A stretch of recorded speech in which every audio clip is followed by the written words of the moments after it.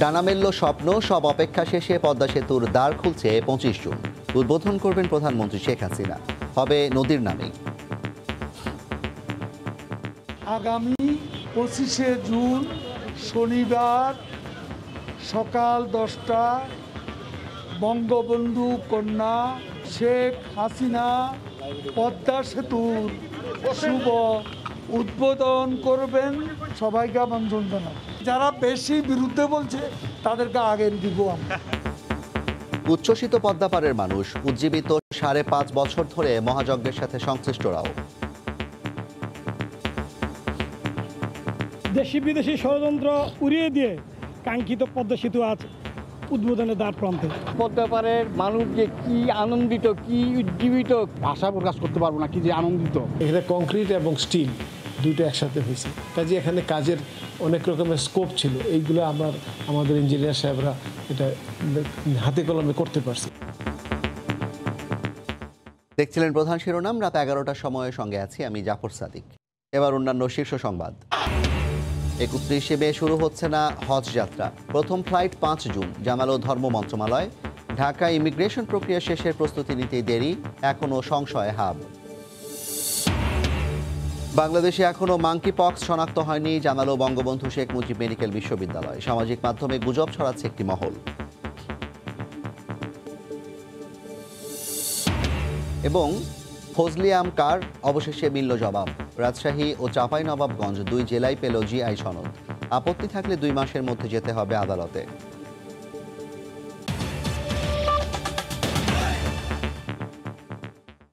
স্বপ্ন এবার সত্যি, সব অপেক্ষার অবসান। শুরু স্বপ্ন ডানা মেলার ক্ষণগণনা। আগামী 25শে জুন দ্বার খুলছে পদ্মা সেতুর। সকাল 10টায় উদ্বোধন করবেন প্রধানমন্ত্রী শেখ হাসিনা। গণভবনে প্রধানমন্ত্রীর সঙ্গে সাক্ষাৎ করে তথ্য জানান আওয়ামী লীগ সাধারণ সম্পাদক ও সেতুমন্ত্রী ওবায়দুল কাদের। তিনি জানান, প্রধানমন্ত্রী কোনো ব্যক্তির নামে পদ্মা সেতুর নামকরণের অনুমতি দেননি। সেক্ষেত্রে সেতুর নাম হবে পদ্মা নদীর নামেই। সমালোচনাকারীরাও উদ্বোধনী অনুষ্ঠানে আমন্ত্রণ পাবেন বলে জানান তিনি। প্রায় অর্ধযুগের বেশি সময় ধরে বাঙালির নির্মাণাধীন সক্ষমতার স্মারক এবার যান চলাচলের অপেক্ষায়। শত বাধা ও সীমাবদ্ধতাকে পাশ কাটিয়ে 6.15 কিলোমিটার দৈর্ঘ্যের এই সেতু এখন উদ্বোধনের অপেক্ষায়। সপ্তাহ দুয়েক আগে থেকেই গৌরবের এই স্থাপনাটি চালুর বিষয়ে সরকারের কাছ থেকে মেলে প্রস্তুতির খবর। এতে আশায় বুক বেঁধেছে দক্ষিণ পশ্চিমাঞ্চল সহ সারা দেশের মানুষ।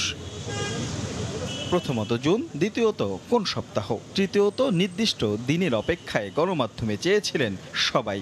সবশেষ সেই মাহেন্দ্রক্ষণের ঘোষণা এলো সড়ক পরিবহন ও সেতু মন্ত্রীর কাছ থেকেই। মঙ্গলবার সেতু উদ্বোধনের সামগ্রিক বিষয়ের সারসংক্ষেপ নিয়ে তিনি গণভবনে দেখা করেন প্রধানমন্ত্রী শেখ হাসিনার সঙ্গে। সেই সময় চূড়ান্ত হয় দিনক্ষণ। পরে গণভবনের ফটকে গণমাধ্যম কর্মীদের এই শুভ বার্তা পৌঁছে দেন ওবায়দুল কাদের। আগামী 25শে জুন শনিবার সকাল 10টা বঙ্গবন্ধু কন্যা শেখ হাসিনা পদ্মা সেতুর শুভ উদ্বোধন করবেন। তিনি জানান, বঙ্গবন্ধু পরিবারের কারো নামে এই সেতু হোক, আওয়ামী লীগ ও সরকার প্রধান শেখ হাসিনা সেটি একেবারেই নাকচ করেছেন। তাই পদ্মার নামেই সেতুর নামকরণের চূড়ান্ত সায় বঙ্গবন্ধু কন্যার। তিনি বলছেন পদ্মা সেতু পদ্মা নদীর নামেই হবে, এখানে অন্য কারো নাম আমি দেব, বঙ্গবন্ধু পরিবারের কারো নাম এখানে সংযোজন করবেন। ঐতিহাসিক এই অনুষ্ঠানে দেশের সব রাজনৈতিক দলের নীতি নির্ধারণী পর্যায়ের নেতারা আমন্ত্রণ পাবেন বলেও জানান আওয়ামী লীগের সেকেন্ড ইন কমান্ড ও সেতু মন্ত্রী। সাজসজ্জা আছে, এপারে একটা মিটিং আছে, জাজিরা প্রান্তে একটা জনসভা আছে। সবাইকে আমন্ত্রণ জানাব। যারা বেশি বিরুদ্ধে বলছে তাদেরকে আগে দিব আমরা। করোনার বাধা ডিঙিয়ে সব ষড়যন্ত্রের জাল ছিন্ন করে সক্ষমতার এই স্থাপনার উদ্বোধনী অনুষ্ঠানকে ঘিরে জাঁকজমক আয়োজনের প্রস্তুতি শিগগিরই শুরু হচ্ছে বলেও জানিয়ে দেন ওবায়দুল কাদের। রাশেদ লিমন, সময় সংবাদ, ঢাকা।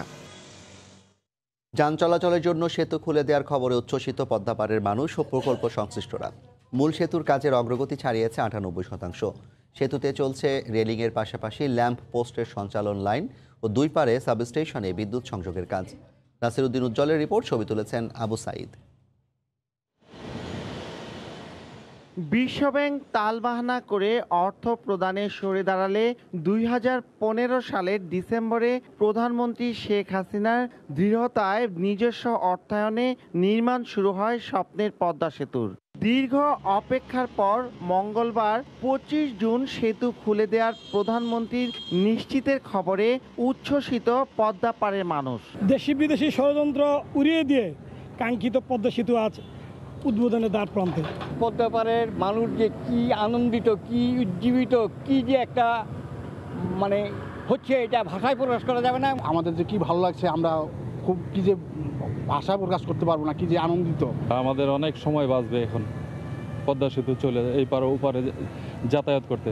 পাশাপাশি প্রায় 5.5 বছর ধরে এই মহাযজ্ঞের সাথে জড়িত সেতু সংশ্লিষ্ট সবাই দারুণ উজ্জীবিত।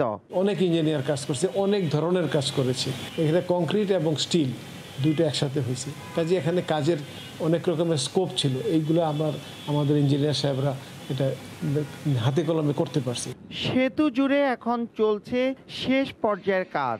পুরোদমে চলছে বিদেশ থেকে আসা অ্যালুমিনিয়ামের রেলিং স্থাপনের পাশাপাশি ল্যাম্প পোস্টের সঞ্চালন লাইন, দুপারে সাব স্টেশনে বিদ্যুৎ সংযোগের কাজ। দ্রুত এগুচ্ছে নাম ফলক ও মুরাল তৈরিও। এছাড়াও মাওয়া ও জাজিরা প্রান্তে চলছে ওজন স্টেশন ও টোল আদায়ের সর্বাধুনিক প্রযুক্তির ব্যবহারের তোড়জোড়। প্রায় 30,193 কোটি টাকা ব্যয়ে নির্মিত স্বপ্নের এই পদ্মা সেতু, আর সেতুর নিচতলায় রেল লাইন ঘিরে যশোর থেকে রাজধানী ঢাকা পর্যন্ত রেল লিংক প্রকল্পের ব্যয় ধরা হয়েছে 39,246 কোটি টাকা। মুন্সিগঞ্জের মাওয়া থেকে নাসির উদ্দিন উজ্জ্বল, সময় সংবাদ। বাঙালির গৌরবের প্রতীক পদ্মা সেতু এখন বাস্তব, অপেক্ষা উদ্বোধনের। কিন্তু একটু পেছন ফিরলে দেখা যায় এই সেতু ঘিরে ছিল নানা ষড়যন্ত্র, ছিল দুর্নীতির কল্পিত অভিযোগ। তারই কিছুটা তুলে ধরেছেন আফজাল হোসেন। পদ্মা সেতু আমাদের হবে না, আর সেই সেতুতে উঠা জন্য একটা যদি জোড়াতালি দিয়ে বানায়, সেই সেতুতে কেউ উঠতে যাবেন না। 2018 সালের 2 জানুয়ারি ছাত্রদলের এক আলোচনায় এই মন্তব্যটি করেন বিএনপি চেয়ারপারসন বেগম খালেদা জিয়া। এরপর একের পর এক পদ্মা সেতু বিরোধী মন্তব্য আসতে থাকে বিএনপি নেতাদের পক্ষ থেকে। পদ্মা সেতু কি হচ্ছে না, এই সরকার পদ্মা সেতুটাও করতে পারলো না। রাজনৈতিক বিরোধিতার সুরে তাল মিলিয়ে কান নিয়ে গেছে চিলে, এমন রব তোলেন কয়েকজন সুজন সম্পাদক বদুল আলম মজুমদার দাবি করেছিলেন লাগামহীন দুর্নীতির বড় উদাহরণ পদ্মা সেতু। সরকার সেতু প্রকল্পে দুর্নীতির অভিযোগ অস্বীকার করায় দুঃখ পান ডক্টর দেবপ্রিয় ভট্টাচার্য। দুদকের তদন্ত করার ক্ষমতা নিয়ে প্রশ্ন তোলেন টিআইবির ইফতেখারুজ্জামান। পদ্মা সেতু বিরোধী নানা মহলের সমালোচনায় বিদ্ধ হতে হয় প্রধানমন্ত্রীর অর্থ উপদেষ্টা ডক্টর মশিউর রহমানকে। আপনাদের কাছে সহানুভূতি চাই যে আমাকে একটু মৃত্যুর হাত থেকে রক্ষা করে। শেষমেশ বাধ্যতামূলক ছুটিতে যেতে হয় প্রধানমন্ত্রীর অর্থ উপদেষ্টাকে। 1.5 মাস জেল খাটেন সেতু সচিব। 2012 সালের 5 জানুয়ারি পদত্যাগ করতে হয় তখনকার যোগাযোগ মন্ত্রী আবুল হোসেনকে। দফায় দফায় তাদের হাজিরা দিতে হয় দুদকে। কোনোভাবে কোনো কাজে কোনো অস্বচ্ছতার সাথে সৈয়দ আবুল হোসেন প্রাক্তন যোগাযোগ মন্ত্রী জড়িত নয়। একটু পেছনে ফেরা যাক।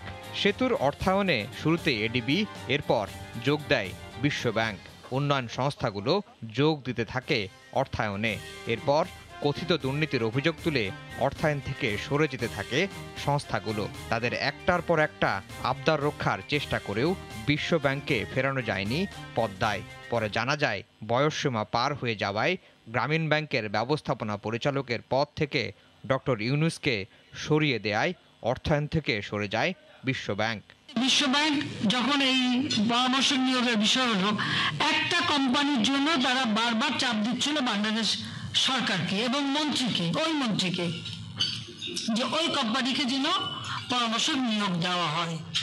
এখন যদি আমি প্রশ্ন করি যে বিশ্বব্যাংক তাহলে কত পার্সেন্ট টাকা খেয়ে ওই কোম্পানির জন্য তদবির করেছে? কল্পিত সব অভিযোগ মিথ্যা প্রমাণ হতে সময় লাগেনি বেশি দিন। 2017 সালের 10 ফেব্রুয়ারি রায় দেন কানাডার আদালত। রায়ে বলা হয়, পদ্মা সেতুতে দুর্নীতির অভিযোগ গাল গল্প ছাড়া কিছুই নয়। দেশি বিদেশি ষড়যন্ত্রে যে ক্ষতের জন্ম দেয়, শেষ পর্যন্ত নিজস্ব অর্থায়নে পদ্মার মূল সেতুর কাজ শেষ হওয়ায় তা দেশের সক্ষমতা আর শৌর্যের প্রমাণ হয়ে এখন দাঁড়িয়ে পদ্মার বুকে। আফজাল হোসেন, সময় সংবাদ, ঢাকা। সবার আস্থা অর্জন না হওয়ায় ইভিএম এর ব্যবহার নিয়ে চূড়ান্ত সিদ্ধান্ত হয়নি বলে জানিয়েছেন প্রধান নির্বাচন কমিশনার। সকালে রাজধানীর আগারগাঁওয়ে নির্বাচন ভবনে এক ব্রিফিংয়ে তিনি বলেন, ইভিএম নিয়ে চ্যালেঞ্জ নেওয়ার সময় এখনও আসেনি। নির্বাচনকে প্রহসনে রূপ দেওয়ার ইচ্ছা কমিশনের নেই বলেও জানান সিইসি।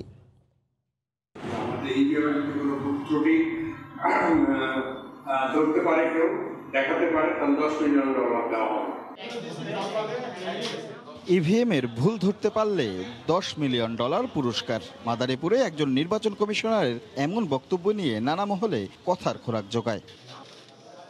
এমন অবস্থায় বিষয়টির ব্যাখ্যা দিতে মঙ্গলবার সাংবাদিকদের মুখোমুখি সিইসি দাবি করেন, এমন কথা কমিশনার বললেও তা কমিশনের কথা নয়। একটা ঘোষণা $10 মিলিয়ন দেওয়া হবে যদি ইভিএম এর সামান্যতম ত্রুটি পাওয়া যায়। উনি কিন্তু আসলে সেইভাবে মোটেই বলেননি। ইভিএম নিয়ে কোনো রকম সিদ্ধান্তে উপনীত হয়নি। আরও মিটিং হবে, পাবলিকলি ওপেনলি হবে। এ সময় বিএনপি সহ এ বিষয়ে সকল সমালোচকদেরও জবাব দেন প্রধান নির্বাচন কমিশনার। একজন সম্ভবত বিএনপি বড় নেতা, এই লোকটি উন্মাদ হয়েছে, উন্মাদকে এই মুহূর্তে পাগলাগারদে পাঠিয়ে দেওয়া উচিত। তো এটাকে আমি দর্শনীয় মনে করি না। উনি বিশ্বাস করেছেন যে সিইসি উন্মাদ হয়ে গেছেন, তাকে এক্ষুনি পাগলাগারদে পাঠানো উচিত। এবং উনি যদি এই দায়িত্বটা নিয়ে আমাকে পাঠান, আমি কিন্তু মোটেই কষ্ট পাবে না। আসছে নির্বাচন প্রশ্নবিদ্ধ করার কোনো উদ্দেশ্য এই কমিশনের নেই বলেও সাফ জানিয়ে দেন সিইসি। নির্বাচনকে প্রশাসনে রূপান্তরিত করার কোনো ইচ্ছা আমাদের নেই। একটি অংশগ্রহণমূলক জাতীয় নির্বাচনের বিষয়েও আশাবাদ জানান প্রধান নির্বাচন কমিশনার। সুন্দর নির্বাচন হোক, অংশগ্রহণমূলক নির্বাচন হোক। রাশেদ লিমন, সময় সংবাদ, ঢাকা। পেছালো হজ ফ্লাইটের তারিখ। 31শে মে নয়, আগামী 5 জুন শুরু হচ্ছে হজ যাত্রা। হাজিদের ইমিগ্রেশন ঢাকায় করার প্রস্তুতি নিতে বাড়তি সময় লাগছে বলে জানিয়েছে ধর্ম মন্ত্রণালয়। এদিকে নতুন তারিখ অনুসারে হজ ফ্লাইট পরিচালনায় সরকার পুরোপুরি প্রস্তুত বলে জানিয়েছেন ধর্ম ও বিমান প্রতিমন্ত্রী। হজে যাওয়ার আগেই হজযাত্রীদের প্রাক নিবন্ধন, এজেন্সি সমন্বয়ে সৌদি আরবে বাড়ি ভাড়া, পরিবহন ও খাবারের ব্যবস্থা করতে হয়। এরপর ভিসা প্রক্রিয়া শেষে শুরু হয় হজযাত্রা। কথা ছিল আগামী 31 মে শুরু হবে হজযাত্রা। সৌদি আরবের সম্মতি নিয়েই ইতোমধ্যে এ বিষয়ে বাংলাদেশের পক্ষ থেকে সব ধরনের প্রস্তুতি নেওয়া হয়েছে দাবি করা হলেও শেষ পর্যন্ত সৌদি কর্তৃপক্ষের সায়না মেলায় পেছালো তা। সোমবার বিমান পরিবহন ও পর্যটন মন্ত্রণালয়ে পাঠানো ধর্ম মন্ত্রণালয়ের এক চিঠিতে বলা হয়, 31 মের পরিবর্তে আগামী 5 জুন থেকে শুরু হচ্ছে হজ ফ্লাইট। সৌদি কর্তৃপক্ষ হাজিদের ইমিগ্রেশন ঢাকায় করার প্রস্তুতি নিতে অতিরিক্ত সময় লাগায় ফ্লাইটের সময়সূচিতে আনতে হচ্ছে পরিবর্তন। বিকেলে সচিবালয়ে ব্রিফিংয়ে ধর্ম প্রতিমন্ত্রী জানান, ফ্লাইট শিডিউলে কোনো বিপর্যয় ঘটবে না। প্রি অ্যারাইভাল ইমিগ্রেশন কার্যক্রমে প্রয়োজনীয় যন্ত্রপাতি ইনস্টলে দেরি হওয়ার কারণেই প্রথম হজ ফ্লাইট পরিচালনার তারিখ পিছিয়েছে বলেও জানান প্রতিমন্ত্রী। যেহেতু আমাদের 31শে মেতে স্লটটা ছিল, সেই জায়গায় ফ্লাইট শিডিউল যেটা আমরা পেয়েছি সেটাতে গত একটা করে স্লট হয়তো পিছিয়ে যাবে। এই অসুবিধা হওয়ার কোনো সম্ভাবনা আছে বলে আমি মনে করি না। এদিকে হজ ফ্লাইট পেছানো হলেও এখনও জটিলতা রয়েছে জানিয়ে হাবের সভাপতি বলেছেন, নির্ধারিত সময়ের মধ্যে সকল প্রক্রিয়া শেষ করা কঠিন হবে। এখনো পর্যন্ত আমরা জানি না ভিসা ফি কত, মুআল্লিম ফি কত। তো এই বিষয়গুলি পরিষ্কার হওয়ার আগ পর্যন্ত কোনোভাবেই ভিসা তো পরে, তার আগে যে কার্যক্রমগুলি সেগুলি করা যাবে না। একটা চ্যালেঞ্জিং জায়গায় আমরা আছি। এর আগে বেসামরিক বিমান পরিবহন ও পর্যটন প্রতিমন্ত্রী জানান, হজ ফ্লাইট পরিচালনার নতুন তারিখ ঘোষণা দেওয়া হলেও এখনও তা নির্ভর করছে সৌদি কর্তৃপক্ষের উপর। আমাদের পক্ষ থেকে আমাদের প্রস্তুতি সম্পন্ন আছে। প্রসূন আশিস, সময় সংবাদ, ঢাকা। বাংলাদেশে এখন পর্যন্ত মাঙ্কি পক্সের কোনো রোগী শনাক্ত হয়নি বলে জানিয়েছে বঙ্গবন্ধু শেখ মুজিব মেডিকেল বিশ্ববিদ্যালয় কর্তৃপক্ষ। ভাইরাসটি নিয়ে গুজবে কান না দিয়ে সতর্ক থাকার পরামর্শ দিয়েছেন বিশ্ববিদ্যালয়ের উপাচার্য।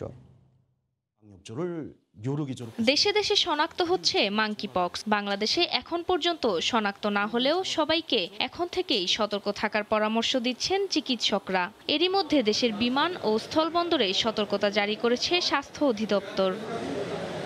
চিকিৎসকরা জানান, মাঙ্কিপক্সে আক্রান্তের পর জ্বর দেখা যায় এবং 1 থেকে 10 দিনের মধ্যে মুখে ফুসকুড়ি দেখা দেয়। এরপর শরীরের বাকি অংশে ছড়িয়ে পড়ে। গুটি বসন্তের টিকা মাঙ্কিপক্স থেকে 85% সুরক্ষা দেয়। সংক্রমিত প্রাণীর সাথে সরাসরি যোগাযোগের মাধ্যমে বা সম্ভবত তাদের অপর্যাপ্তভাবে রান্না করা মাংস যারা খায় ওই সমস্ত পশুগুলিকে, তার মাধ্যমে ঘটে। এদিকে গত সোমবার বঙ্গবন্ধু শেখ মুজিব মেডিকেল বিশ্ববিদ্যালয়ে মাঙ্কিপক্সের প্রথম রোগী শনাক্ত হয়েছে বলে সামাজিক যোগাযোগ মাধ্যমে গুজব ছড়ানো হয় বলে জানান বঙ্গবন্ধু শেখ মুজিব মেডিকেল বিশ্ববিদ্যালয়ের উপাচার্য। যে পিসিআর এর মাধ্যমে এটা কনফার্ম করতে হয় ডিএনএ ভাইরাস, সেই সুযোগ সুবিধাও আমাদের দেশে এখনো হয়নি। তো আমরা যত তাড়াতাড়ি সম্ভব বঙ্গবন্ধু বিশ্ববিদ্যালয়ে আমরা এর ব্যবস্থা করছি। প্রাণীর কামড়, আঁচড় এবং লালা থেকে এ রোগ ছড়াতে পারে বলে পোষা প্রাণী থেকে সাবধান থাকার পরামর্শ চিকিৎসকদের। আক্রান্ত রোগীকে হাসপাতালে ভর্তি করে সব ক্ষত শুকানো পর্যন্ত কোয়ারেন্টাইনে রাখাও বাধ্যতামূলক বলে জানান বিশেষজ্ঞরা। ফারজানা আক্তার, সময় সংবাদ, ঢাকা। 2.5 বছর পর চালু হচ্ছে ঢাকা কলকাতা রুটের মৈত্রী এক্সপ্রেস এবং খুলনা কলকাতা রুটের বন্ধন এক্সপ্রেস। টিকিট বিক্রি শুরু হচ্ছে আজ। এছাড়া ঢাকা থেকে জলপাইগুড়ি রুটের মিতালি এক্সপ্রেসের টিকিটও দেওয়া হচ্ছে। দীর্ঘদিন পর ট্রেন যাত্রার সুযোগ পেয়ে উচ্ছ্বসিত যাত্রীরা। দীর্ঘ 56 বছর পর 1 জুন যাত্রা শুরু করছে চিলাহাটি হলদিবাড়ি ভারত বাংলাদেশ রেল রুটে মিতালি এক্সপ্রেস। মঙ্গলবার সকাল থেকে কমলাপুর রেল স্টেশনে শুরু হয় টিকিট বিক্রি। তবে 2 বছর আগে বাংলাদেশের প্রধানমন্ত্রী শেখ হাসিনা ও ভারতের প্রধানমন্ত্রী নরেন্দ্র মোদী এ পথের উদ্বোধন করেন। বাংলাদেশি যাত্রীরা যেতে পারবেন নিউ জলপাইগুড়ি স্টেশন পর্যন্ত। উচ্ছ্বসিত এই কারণে যে আমরা সরাসরি জলপাইগুড়ি যেতেছি। ওখান থেকে আমরা দার্জিলিং, গ্যাংটক, সিকিম যেখানেই যাই না কেন খুব অল্প সময়ে এবং অল্প খরচে যাওয়া যাবে। ঢাকা থেকে প্রতি সোম ও বৃহস্পতিবার আর ভারত থেকে রবি ও বুধবার চলাচল করবে মিতালি এক্সপ্রেস। ঢাকা ছাড়াও নীলফামারীর চিলাহাটি রেল স্টেশন থেকেও টিকিট বিক্রির পাশাপাশি সেখান থেকেও যাত্রীরা উঠতে পারবেন ট্রেনে। তবে সেখানে ইমিগ্রেশনের অবকাঠামো নির্মাণ না হওয়ায় আপাতত মিতালি এক্সপ্রেসের সব কার্যক্রম হবে ঢাকা ক্যান্টনমেন্ট স্টেশন থেকেই। মিতালি এক্সপ্রেস ট্রেনের এসি বার্থের ভাড়া 5,255 টাকা, এসি চেয়ারের ভাড়া 2,780 টাকা ধরা হয়েছে। 26 মাস বন্ধের পর যেহেতু ছাড়ছে, তো ইন দ্যাট কেস অবশ্যই প্রচারণার প্রয়োজন ছিল। আজকে থেকে যে টিকিট দিবে এটা অনেকেই জানে না। এদিকে আগামী 29 মে থেকে চালু হবে ঢাকা কলকাতা রুটের মৈত্রী ও খুলনা কলকাতা রুটের বন্ধন এক্সপ্রেস ট্রেন। কমলাপুর রেল স্টেশনে মৈত্রী এক্সপ্রেসের টিকিটের চাহিদা ছিল সবচেয়ে বেশি। পুনরায় ট্রেন চালু হওয়ায় স্বস্তি প্রকাশ করেছেন যাত্রীরা। এতদিন পরে চালু হচ্ছে, এটা খুবই আনন্দের বিষয়, কারণ এই দীর্ঘ 2 বছর যাবৎ মানুষ নানা প্রতিকূলতার অবস্থার মধ্যে ছিল। 2-1 দিনের মধ্যে যাত্রী চাপ বাড়ার আশা স্টেশন ম্যানেজারের। যেহেতু ট্রেন চালু হয়েছে, আস্তে আস্তে অবশ্যই ক্রমান্বয়ে লোকজন বাড়বে, কারণ ব্যাপক চাহিদা রয়েছে। ঢাকা থেকে নিউ জলপাইগুড়ির দূরত্ব 530 কিলোমিটার। নাজমুস সালেহী, সময় সংবাদ, ঢাকা। ফজলিয়াম কার্ড, অবশেষে এই বিবাদের জবাব মিলল। রাজশাহী ও চাঁপাইনবাবগঞ্জ 2 জেলাই পেল ফজলিয়ামের জিআই সনদ। এ নিয়ে শুনানি শেষে নতুন করে ভৌগোলিক নির্দেশক বা জিআই ঘোষণা দেওয়া হয়েছে। তবে এ রায়ে কোনো পক্ষের আপত্তি থাকলে 2 মাসের মধ্যে আদালতে শরণাপন্ন হতে হবে। বিস্তারিত সাইফুর রহমান রকির প্রতিবেদনে। ফজলিয়াম কোন জেলার তা নিয়ে বিরোধ যেন মিটছিল না। এবার যেন খুশি করা হলো রসালো ফলটির জিআই দাবিদার 2 জেলাকেই। রাজশাহী, চাঁপাইনবাবগঞ্জ 2 জেলাই পেল জিআই সনদ। জিআই স্বীকৃতির জন্য 2017 সালে আবেদন করেছিল রাজশাহীর ফল গবেষণা ইনস্টিটিউট, কিন্তু এর বিরোধিতা করে ফজলিয়ামকে নিজেদের দাবি করে চাঁপাইনবাবগঞ্জ জেলা। এর প্রেক্ষিতে শিল্প মন্ত্রণালয়ের প্যাটেন্ট ডিজাইন অ্যান্ড ট্রেডমার্ক অধিদপ্তর এই শুনানির আয়োজন করে। রাজশাহীর ফজলিয়াম খুব মিষ্টিও হবে, আর আমাদের ফজলিয়ামে মনে করেন স্প্রে তো করাই হয় না। রাজশাহীবাসী হিসেবে এটা আমার কাছে প্রত্যাশা ছিল যে এটা যদি আমরা পাইতাম তাহলে আমাদের জন্য অনেক বেটার হতো এবং আমরা অনেক আনন্দিত হইতাম। মঙ্গলবার রাজশাহীর পক্ষে শুনানিতে অংশ নেন জেলার ফল গবেষণা কেন্দ্রের প্রধান বৈজ্ঞানিক কর্মকর্তা, আর চাঁপাইনবাবগঞ্জের পক্ষে জেলার কৃষি অ্যাসোসিয়েশনের সাধারণ সম্পাদক। 2 পক্ষের দায়িত্বশীলরা জানান, আলোচনার মাধ্যমে রায়ের ব্যাপারে পরবর্তী সিদ্ধান্ত নেবেন তারা। মঙ্গলবার বিকেলে শুনানি শেষে শিল্প মন্ত্রণালয়ের প্যাটেন্ট ডিজাইন অ্যান্ড ট্রেডমার্ক অধিদপ্তরের রেজিস্ট্রারের দপ্তর থেকে এ ঘোষণা দেয়া হয়। আগামী রোববার প্রকাশ করা হবে পূর্ণাঙ্গ রায়।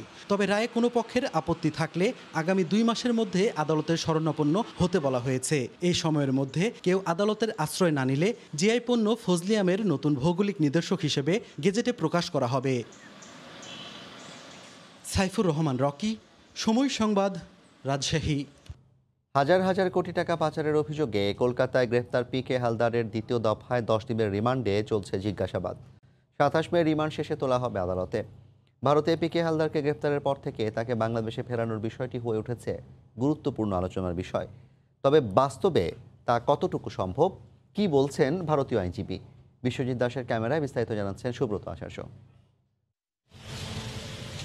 ভারতের অর্থ পাচার সংক্রান্ত দুর্নীতির তদন্তকারী সংস্থা ইডির দপ্তরে এই মুহূর্তে রাত দিন জেরার মুখোমুখি পিকে হালদার। সে সঙ্গে জেরা চলছে তার ভাই প্রাণেশ হালদার, ভাগ্নে স্বপন উত্তম মৈত্র এবং সহযোগী ইমাম হোসেন ওরফে ইমাম হালদারের। ইডি সূত্রে জানা যায়, জেরায় বেশ কিছু গুরুত্বপূর্ণ তথ্য পেয়েছেন তদন্তকারীরা।